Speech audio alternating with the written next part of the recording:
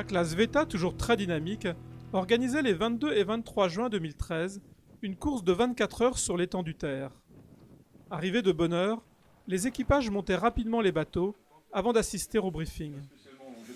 Donc en fait, on fait un départ style 24 heures, c'est-à-dire que l'idéal c'est qu'il y ait un équipier qui tienne le bateau dans l'eau, on baisse le drapeau et puis le darreur il se précipite vers le bateau et on part. Donc là il n'y a pas de bruit de dégagement, mais en fait on passe dans la porte. Les réclamations se règlent au bar. En fait. Voilà. Le principe est simple, le vainqueur est celui qui effectuera le plus de tours en 24 heures. Les équipages se relayent toutes les 2 heures et chacun peut s'arrêter quand il le souhaite. Top départ à 15h pétantes.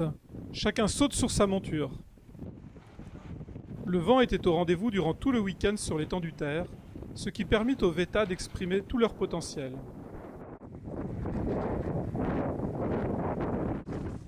Les risées n'ont pas manqué de surprendre les équipages, peu accoutumés à ce plan d'eau, ce qui nous a valu de belles figures, mais heureusement sans casse.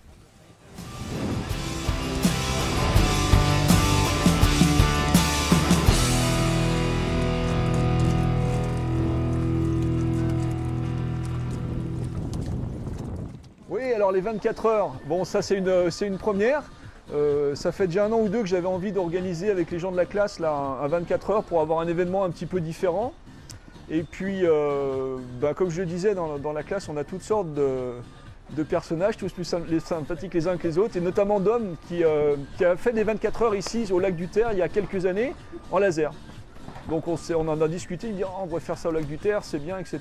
Et donc on est là aujourd'hui, avec un petit peu plus de vent que ce qu'on avait espéré, mais l'idée c'est de s'amuser pendant 24 heures et puis de tourner et de passer surtout un bon week-end sur l'eau.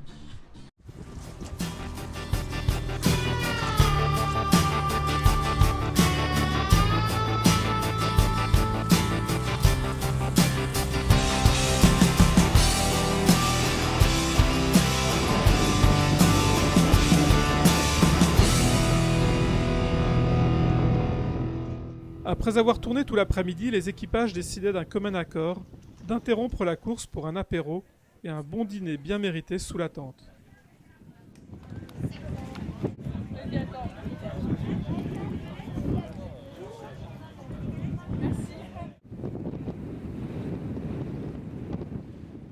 Après cette pause, les équipages reprenaient la course, alors que la nuit tombait rapidement et que le vent soufflait toujours aussi fort.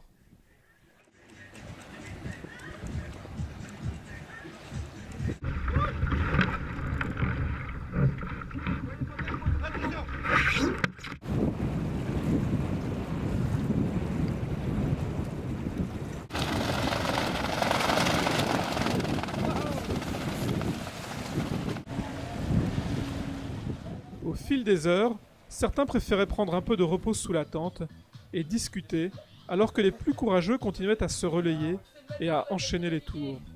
Donc tant qu'à faire, séance de déshabillage De préparation. de préparation.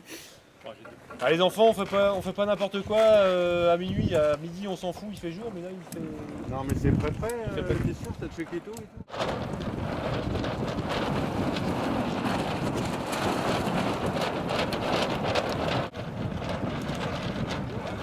Oh là là.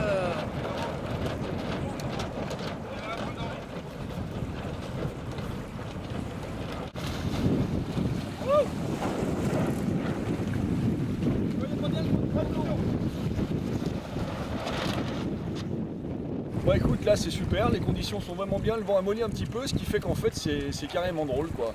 Et puis on a les petites voiles, donc c'est confort, on risque rien, l'eau est chaude, je crois qu'on est parti pour la nuit.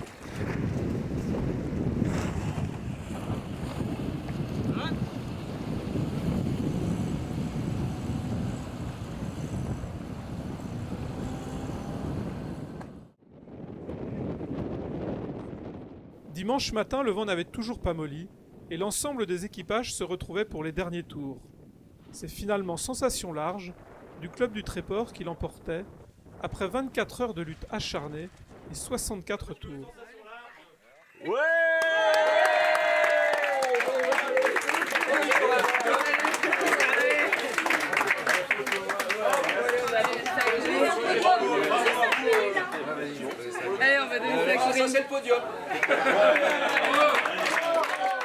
On s'est déplacé à 4 personnes du club Sensation Large du Tréport, plus 3 personnes de Lorient là, qui nous ont rejoints, des amis de Lorientais, pour naviguer aujourd'hui, tout ce week-end. C'est nous qui avons navigué le plus longtemps et les petits jeunes étaient super motivés pour naviguer.